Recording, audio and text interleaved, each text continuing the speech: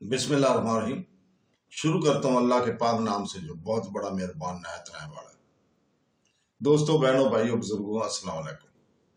ہم آپ کو اپنی سیریز مسلم ورثہ اور اسلامی اسکالرز میں خوش آمدید کہتے ہیں، اور آج ہم احمد بن ابی الاشش کی سونحیات کو بیان کریں گے۔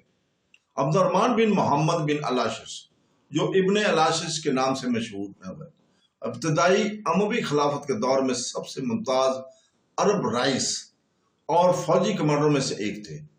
وہ 640 عیسوی کے لگ بھگ عراق کے شہر کوفہ میں کندہ قبیلے سے تعلق رکھنے والے ایک معزز عرب خاندان میں پیدا ہوئے۔ ان کے سلسلہ نسب میں بہت عزت تھی، کیونکہ وہ اشش بن قیس الکندی کے پوتے تھے، جو کہ رسول پاک صلی اللہ علیہ وسلم کے ایک معروف صحابی تھے، اور اسی نسبت سے آپ کا تعلق خلیفہ اول حضرت ابو بکر صدیق رضی اللہ تعالیٰ عنہ سے بھی تھا، کیونکہ آپ کے والد محمد بن ابو بکر عظیم تھے۔ اس عظیم نسب نے ابن الاشش کو عراق کے عربوں اور کوفہ کے قبیلی اشرافیہ میں اعلیٰ مقام عطا کیا۔ جیسے جیسے وہ بڑے ہوئے، ابن الاشش نہ صرف اپنی اعلیٰ نسل کے لیے بلکہ اپنی عسکری مہارت، فصاحت اور قیادت کے لیے بھی پہچانے جانے لگے۔ وہ اموی خلافت کے تحت ان کے مشرقی صوبوں میں ایک جرنیل کے طور پر خدمات انجام دیتے ہوئے نمایاں ہوئے، تاہم ان کا کیریئر طاقتور اور متنازع اموی گورنر الحاج بن یوسف الثقفی کے ساتھ اس کے تصادم سے متعین ہوا۔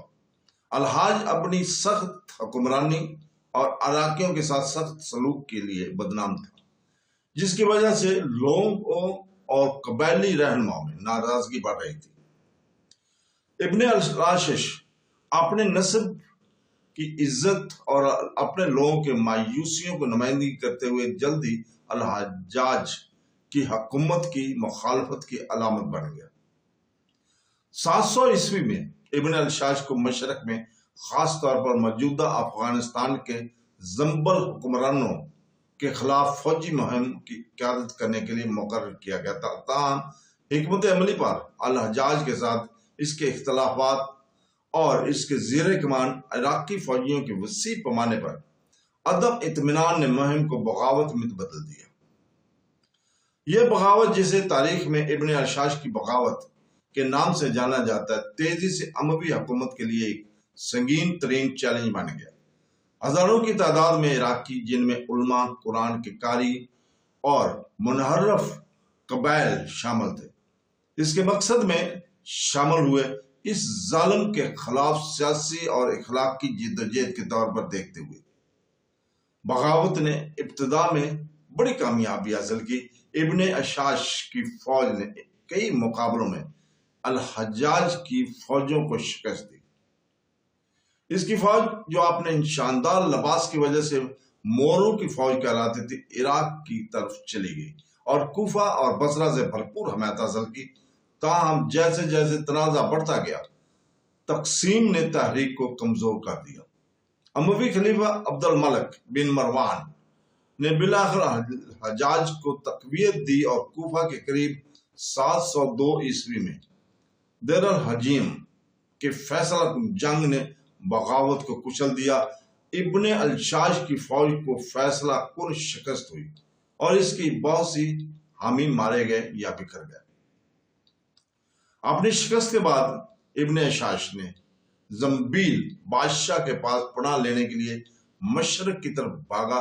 زیادہ تر تاریخی واقعات کے مطابق 703 عیسوی میں الحجاج کے حوالے کیے جانے کے امکان کا سامنا کرتے ہوئے ابن الاشش نے سیستان، موجودہ افغانستان، ایران کا علاقہ کے ایک قلعے سے خود کو پھینک کر اپنی زندگی کا خاتمہ کرنے کا انتخاب کیا۔ ان کی موت نے اس بغاوت کے المناک انجام کو نشان زد کیا، جو اموی تسلط کے خلاف عراقیوں کی مزاحمت کی علامت تھی۔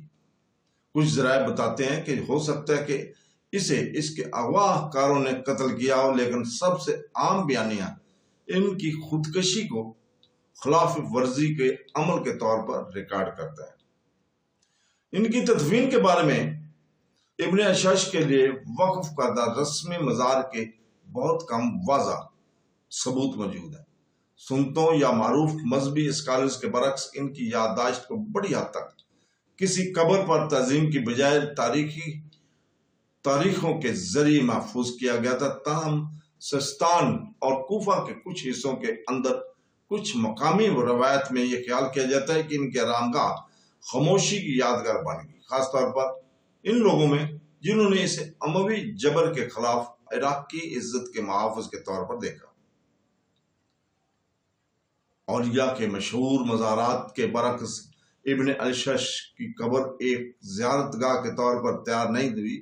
بنیادی طور پر اس کی بغاوت کو متنازع نوعیت اور اموی اور بعد میں عباسی ادوار میں ان کی میراث کی سیاسی حساسیات کی وجہ سے ہے۔